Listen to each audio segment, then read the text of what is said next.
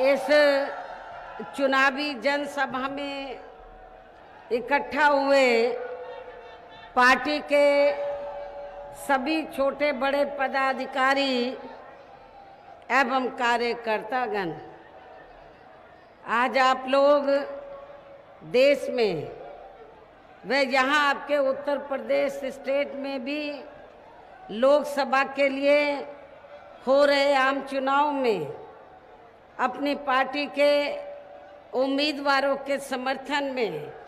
मुझे सुनने के लिए यहाँ इकट्ठा हुए हैं, तो उसके लिए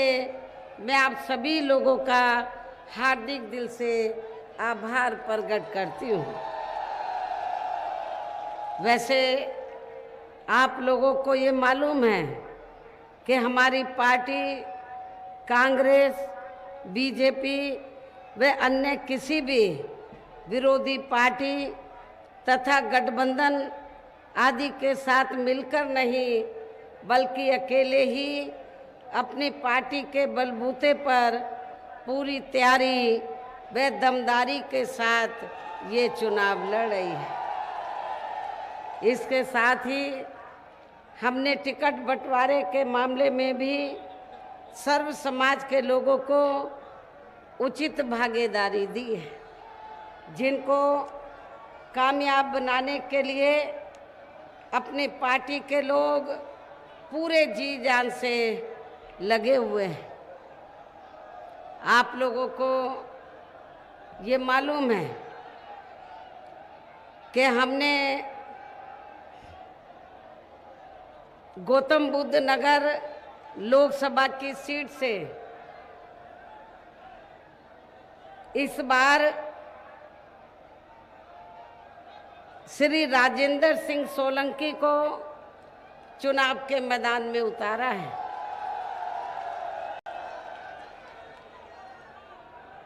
आप लोगों को ये लगता होगा, खास तौर से गुर्जर समाज को,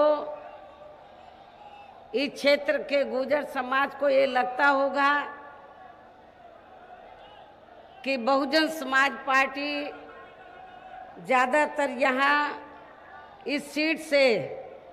गुर्जर समाज को लोकसभा के लिए चुनाव लड़ाती रही है, लेकिन इस बार गुर्जर समाज को टिकट ना देकर बहुजन समाज पार्टी ने क्षत्रिय समाज से श्री राजेंद्र सिंह सोलंकी को टिकट दिया है। लेकिन ऐसा हमें क्यों करना पड़ा है? ऐसा हमें इसलिए करना पड़ा है कि यहाँ पर हमने पिछले कई चुनावों में, पिछले कई लोकसभा के आम चुनावों में हमने गुर्जर समाज को टिकट दिया, लेकिन वहीं दूसरी तरफ दूसरी पार्टी से भी गुर्जर खड़ा हो जाने के कारण फिर गुर्जर समाज का वोट पिछले कई चुनावों में बढ़ता रहा, और जिसका फिर भारतीय जनता पार्टी ने पूरा फायदा उठाया है, और भारतीय जनता पार्टी फिर यहाँ से लगातार कई बार चुनाव जीतती रही है। इसलिए हमने ये फैसला लिया कि भारतीय जनता पार्टी को चुनाव में जीतने से रोकने के लिए तो गुर्जर समाज को खड़ा ना करके हमें अन्य किसी और समाज को, क्योंकि यहाँ पर क्षत्रिय समाज की काफ़ी ज़्यादा तादाद है, तो क्षत्रिय समाज को खड़ा करने का फैसला लिया, और इस समाज का अन्य किसी भी पार्टी से कोई उम्मीदवार चुनाव के मैदान में नहीं है। लेकिन मैं ये भी कहना चाहूँगी कि गुर्जर समाज के लोगों को ये ऐसा नहीं लगना चाहिए कि बहुजन समाज पार्टी ने इनकी उपेक्षा की है। हमने यदि गौतम बुद्ध नगर लोकसभा की सीट से जब हमने यहाँ से गुर्जर समाज को चुनाव में नहीं खड़ा किया है, तो हमने गुर्जर समाज के व्यक्ति को इस सीट के स्थान पर आपके नज़दीकी बागपत लोकसभा की सीट है, तो बागपत लोकसभा की सीट से हमने गुर्जर समाज को टिकट दिया है। इसलिए मैं आपको ये बता रही थी कि बहुजन समाज पार्टी ने टिकट बंटवारे के मामले में तो सर्व समाज के लोगों को पूरी भागीदारी दी है। आपके बुलंदशहर लोकसभा की सीट जो गौतम बुद्ध नगर लोकसभा की सीट से एकदम लगी हुई है, तो इस सीट से हमने अपनी पार्टी के सिटिंग एमपी श्री गिरीश चंद्र जाटव को चुनाव के मैदान में उतारा है, जो लंबे अरसे से बहुजन समाज पार्टी की सेवा में लगे रहे हैं। मुरादाबाद मंडल में इन्होंने उधर काफ़ी काम किया है बहुजन समाज को बीएसपी में जोड़ने के लिए, लेकिन यहाँ के लोगों की दिली तमन्ना थी, बुलंदशहर लोकसभा के क्षेत्र के लोगों की दिली तमन्ना थी कि यहाँ पर किसी मजबूत आदमी को इस बार चुनाव के मैदान में उतारा जाए। इसलिए हमने इनको नगीना लोकसभा की सीट से न खड़ा करके आपके बुलंदशहर लोकसभा की सीट से इनको चुनाव के मैदान में उतारा है। हालांकि आज यहाँ आपकी इकट्ठा हुई अपार भीड़, वह भीड़ के जबरदस्त जोश को भी देखकर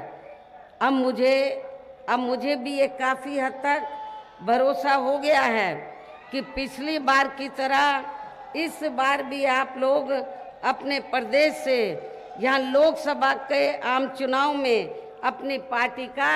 बेहतर रिजल्ट जरूर लाएंगे। इसके लिए अब मैं आप लोगों का ध्यान कुछ ज़रूरी बातों की तरफ दिलाना चाहती हूँ और इस संबंध में विशेषकर मैं कांग्रेस, बीजेपी व इनके अन्य सभी सहयोगी दलों के बारे में ये कहना चाहूँगी कि आज़ादी के बाद शुरू में केंद्र व देश के काफ़ी राज्यों में भी ज़्यादातर सत्ता यहाँ कांग्रेस पार्टी के ही हाथों में केंद्रित रही है, किंतु इनकी अधिकांश मामलों में रही गलत नीतियों एवं गलत कार्य प्रणाली आदि की वजह से ही फिर इस पार्टी को केंद्र व काफ़ी राज्यों की भी सत्ता से बाहर होना पड़ा है तथा यही स्थिति इनकी सहयोगी पार्टियों की भी बनी रही है, जिसके कारण ही फिर पिछले कई वर्षों से भारतीय जनता पार्टी व इनके सहयोगी दल केंद्र एवं काफ़ी राज्यों की भी सत्ता में काबिज हो गए हैं, लेकिन इनकी भी ज़्यादातर रही जातिवादी, पूंजीवादी, संकीर्ण, सांप्रदायिक व द्वेषपूर्ण नीतियों एवं कार्य प्रणाली आदि से तथा इनकी कथनी व करनी में भी काफ़ी अंतर होने की वजह से अब ऐसा लगता है कि इस बार यह पार्टी भी यानी कि भारतीय जनता पार्टी भी केंद्र की सत्ता में आसानी से वापस आने वाली नहीं है, बशर्ते यदि ये चुनाव इस बार फ्री एंड फेयर होता है तथा आम चर्चा के मुताबिक वोटिंग मशीनों में भी कोई गड़बड़ी आदि नहीं की जाती हैं और वैसे भी इस बार चुनाव में इनकी कोई भी पुरानी व नई चल रही नाटकबाजी, जुमलेबाजी व गारंटी आदि काम में आने वाली नहीं है, क्योंकि अब देश की जनता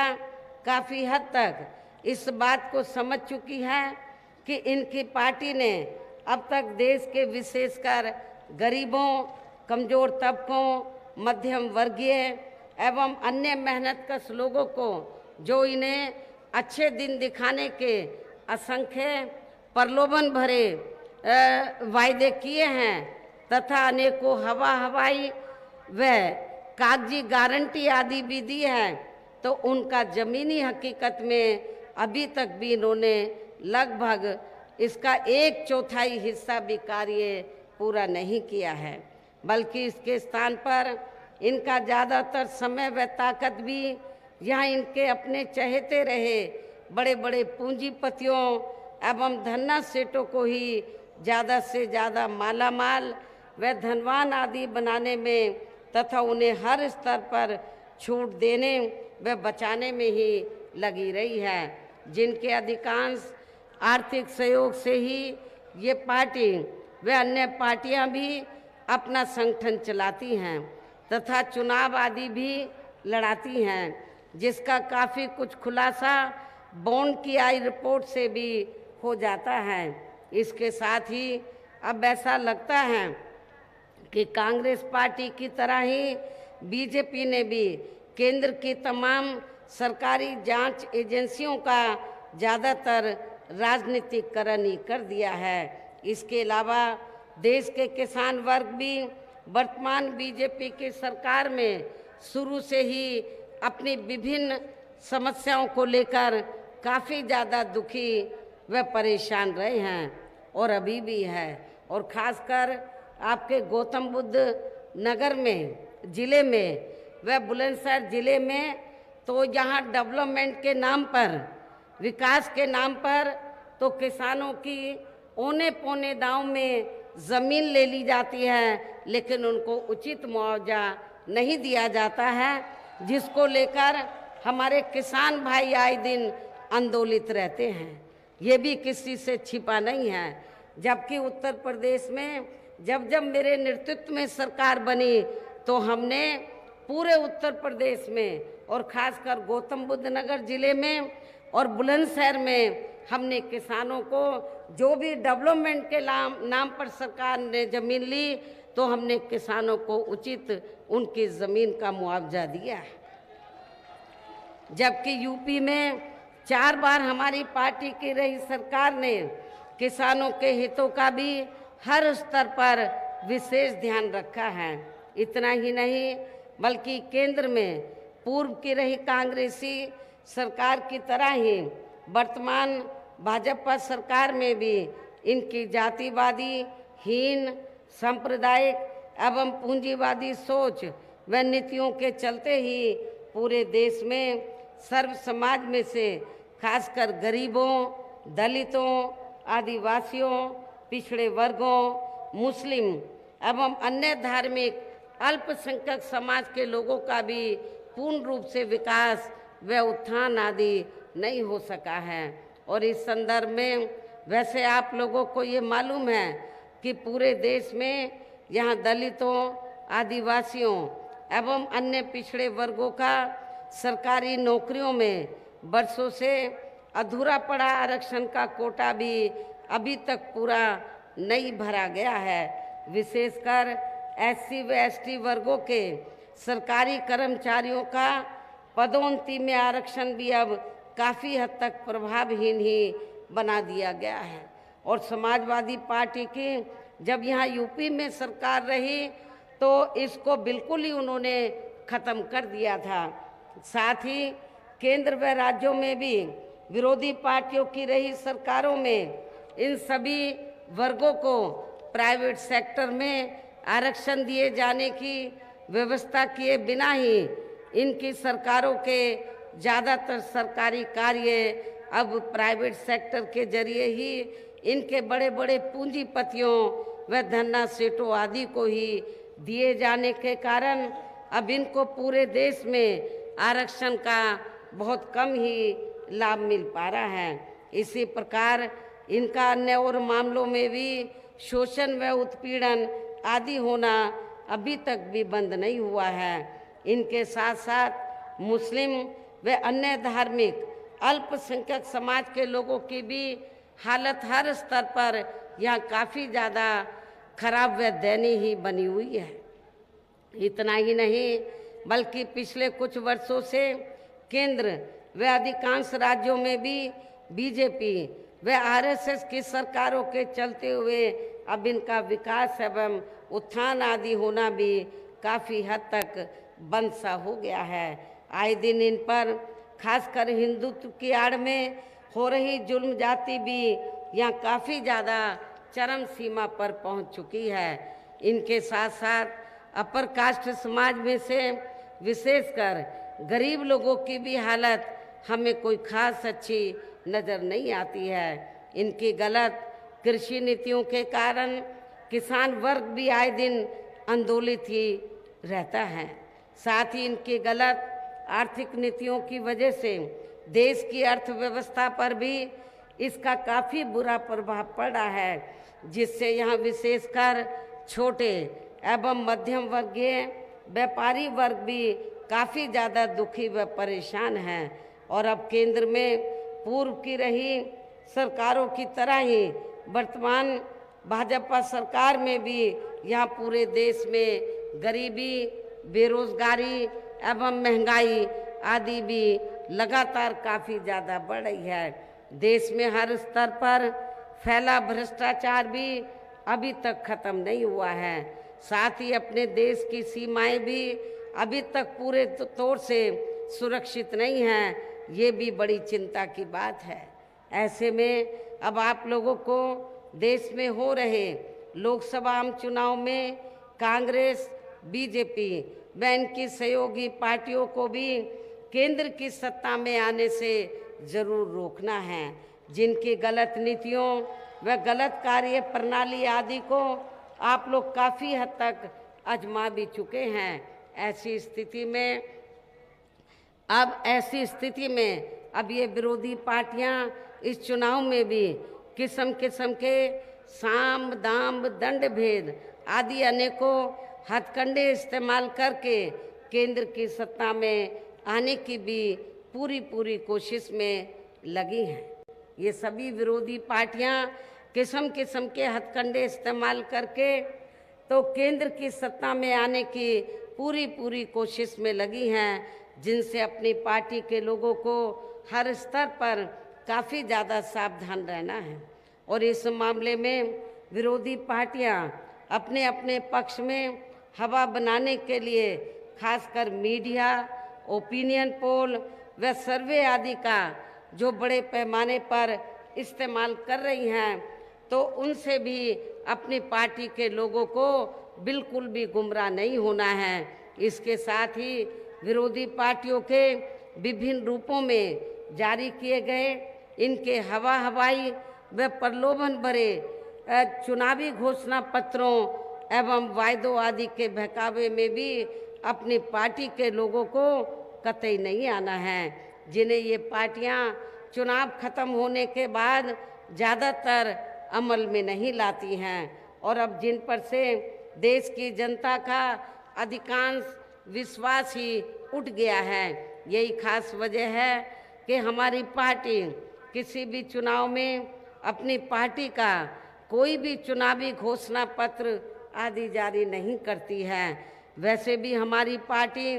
किसी भी मामले में कहने में बहुत कम बल्कि कार्य करके दिखाने में ही ज़्यादा विश्वास रखती है। और इस बात का सबसे बड़ा सबूत ये है कि उत्तर प्रदेश में 4 बार हमारी पार्टी के नेतृत्व में रही सरकार ने चुनाव में अपनी पार्टी के बिना कोई जारी किए गए चुनावी घोषणा पत्र के ही प्रदेश व आम जनहित में काफ़ी कुछ ऐतिहासिक कार्य करके दिखाए हैं, जिनकी अब देश में अधिकांश पार्टियों की सरकारें काफ़ी नकल भी कर रही हैं। जबकि इस मामले में हमारी पार्टी का ये कहना है कि यदि इन पार्टियों के स्थान पर केंद्र में हमें अपनी पार्टी की सरकार बनाने का मौका मिलता है तो फिर हमारी पार्टी की बनी सरकार केंद्र में जहां अब तक की रही सभी विरोधी पार्टियों की सरकारों की तरह यहाँ केवल हवाई व कागजी कार्य आदि नहीं करेगी, बल्कि उत्तर प्रदेश की तरह ही ज़मीनी हकीकत में ठोस कार्य करके दिखाएगी। और इस संदर्भ में आप लोगों को वैसे ये मालूम है कि जब उत्तर प्रदेश में मेरे नेतृत्व में पूर्ण बहुमत की सरकार बनी 4थी बार, तो आपका ये जो नोएडा, ग्रेटर नोएडा, गौतम बुद्ध नगर पूरा आसपास का क्षेत्र ये काफ़ी खराब स्थिति में था। इसका कोई डेवलपमेंट नहीं किया गया था। लेकिन जब मेरी सरकार बनी, हमने इस क्षेत्र को पूरा विकसित किया। इस क्षेत्र को हमने गौतम बुद्ध के नाम से नया जिला दिया, गौतम बुद्ध के नाम से बड़ी यूनिवर्सिटी बनाई या एक्सप्रेस वे बनाया, जो ये एयरपोर्ट बनाने की बात कर रहे हैं, सब इसकी रूपरेखा आधारशिला मेरी गवर्नमेंट में ही रख दी गई थी, जिसको अब ये भुनाने में लगे हैं। और यहाँ पर शिक्षा के क्षेत्र में, चिकित्सा के क्षेत्र में, हर क्षेत्र में इस एरिया को काफ़ी विकसित किया गया, जिसके कारण बड़े पैमाने पर यहाँ पर छोटे बड़े उद्योगपति आकर अपना कारोबार कर रहे हैं, और जिसकी वजह से यहाँ इस क्षेत्र के लोगों को रोटी रोजी के साधन मिल रहे हैं। लेकिन ये देन बीजेपी की सरकार की नहीं, बल्कि बहुजन समाज पार्टी की सरकार की यहाँ उत्तर प्रदेश में रही है। और इस संदर्भ में खासकर मैं ये कहना चाहूँगी, केंद्र द्वारा देश में पिछले कुछ समय से अति गरीब परिवारों को अस्थायी तौर पर फ्री में जो थोड़ी सी खाद्य सामग्री दी जा रही है, तो उससे इनका स्थायी तौर पर भला होने वाला नहीं है। और वैसे भी इनकी ये जटिल समस्या देश में हर हाथ को काम देने से ही केवल दूर हो सकती है, जिसकी तरफ हमारी पार्टी की बनी सरकार विशेष ध्यान देगी। साथ ही देश में पिछले काफ़ी वर्षों से आए दिन बढ़ रही गरीबी, बेरोजगारी व महंगाई आदि से भी जनता बहुत ज़्यादा दुखी व परेशान है, जिसे भी आर्थिक नीतियों में तब्दीली करके जरूर दूर किया जाएगा। हिंदुत्व की भी आड़ में पिछले कुछ वर्षों से खासकर मुस्लिम समाज के लोगों का द्वेष की भावना से जो इनका काफ़ी ज़्यादा शोषण व उत्पीड़न आदि किया जा रहा है, तो उसे भी ज़रूर रोका जाएगा। और ये सब हमने अपने यूपी की रही सरकार में करके भी दिखाया है। इसके अलावा हमने यूपी में सर्व समाज में से गरीब एवं बेरोजगार लोगों को बेरोजगारी भत्ता आदि न देकर उन्हें बड़ी तादाद में रोटी रोजी के साधन भी उपलब्ध कराए हैं, जो अब ये कार्य भी अधिकांश ठंडे ही पड़े हैं, जिनको फिर सरकार बनने पर प्राथमिकता दी जाएगी। कहने का तात्पर्य ये है कि देश में इस समय हो रहे लोकसभा चुनाव में विरोधी पार्टियों के जारी किए गए उनके हवाई व प्रलोभन भरे चुनावी घोषणा पत्रों आदि के बहकावे में अब यहाँ खासकर देश के अति गरीबों, मजदूरों, बेरोजगारों एवं मेहनतकश लोगों को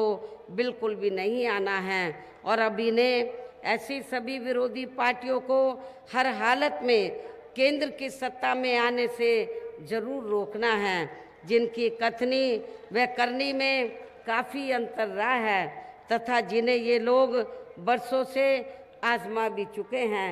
ऐसे में अब मेरा यही कहना है कि आप लोगों को अपने खुद के व अपने प्रदेश व देश के भी हित में, अपने क्षेत्र के भी हित में अपने वोटों को यहाँ कांग्रेस, बीजेपी व अन्य विरोधी पार्टियों को न देकर केवल अपनी एकमात्र हितैषी पार्टी बहुजन समाज पार्टी को ही देना है, जो ये पार्टी उत्तर प्रदेश की तरह ही केंद्र में भी अपनी पार्टी की सरकार बनने पर फिर पूरे देश में यहाँ अपनी पार्टी की सर्वजन हिताय व सर्वजन सुखाय की नीतियों पर आधारित इस सरकार चलाएगी। इसके साथ साथ केंद्र से जुड़ी आपके क्षेत्र की जो भी यहाँ स्थानीय समस्याएं होंगी, तो उन्हें भी फिर दूर करने का हर संभव पूरा प्रयास किया जाएगा। साथ ही यहाँ गरीबों, मजदूरों, बेरोजगारों, कर्मचारियों, किसानों, छोटे व्यापारियों एवं अन्य मेहनतकश लोगों के हितों का भी विशेष ध्यान रखा जाएगा। सर्व समाज में से खासकर दलितों, आदिवासियों, पिछड़े वर्गों, मुस्लिम व अन्य धार्मिक अल्पसंख्यक समाज के लोगों के विकास व उत्थान के साथ साथ हर स्तर पर इनकी सुरक्षा आदि के लिए भी सख्त कदम उठाए जाएंगे। और तभी फिर यहाँ वास्तव में अपने देश के महान संतों गुरुओं व महापुरुषों में भी विशेषकर महात्मा ज्योतिराव फूले, श्री छत्रपति शाहू जी महाराज, श्री नारायण गुरु, बाबा साहब डॉक्टर भीमराव अंबेडकर एवं मान्यवर श्री कांशीराम जी आदि का अधूरा राज सपना जरूर साकार हो सकता है, जिनको यूपी में हमारी पार्टी की रही सरकार द्वारा हर स्तर पर पूरा आदर सम्मान दिया गया है। इन्हीं खास बातों के साथ ही अब मेरा देश व आपके स्टेट के भी हित में यही कहना है कि हमारी पार्टी ने यहाँ जिनको भी लोकसभा के लिए चुनाव के मैदान में उतारा है, हमने गौतम बुद्ध नगर लोकसभा की सीट से और बुलंदशहर जो सुरक्षित लोकसभा की सीट से है, जिनको भी चुनाव के मैदान में उतारा है, जो आपके सामने यहाँ मंच पर भी मौजूद हैं, तो उन्हें आपको ज़रूर कामयाब बनाना है, जिसके लिए यहाँ पार्टी के सभी स्तर के छोटे बड़े पदाधिकारी एवं कार्यकर्तागण आदि पूरे जी जान से लगे हैं। और अब अंत में मेरा यही कहना है कि आप लोगों को वोट पड़ने वाले दिन यहाँ बीएसपी के अपने इन दोनों लोकसभा के प्रत्याशियों को बहुजन समाज पार्टी का जो चुनाव चिन्ह हाथी है, हाथी चुनाव चिन्ह के सामने वाले बटन को दबाकर इन दोनों प्रत्याशियों को जरूर विजयी बनाना है, जरूर जिताना है। रिकॉर्ड तोड़ वोटों के अंतर से इनको जिताकर पार्लियामेंट में भेजना है। इस खास अपील के साथ ही अब मैं अपनी बात यही समाप्त करती हूँ। जय भीम, जय भारत। समाज पार्टी जिंदाबाद, बहन कुमारी महतो जिंदाबाद। बीएसपी की क्या पहचान? बहन जी ऑप्शन करो।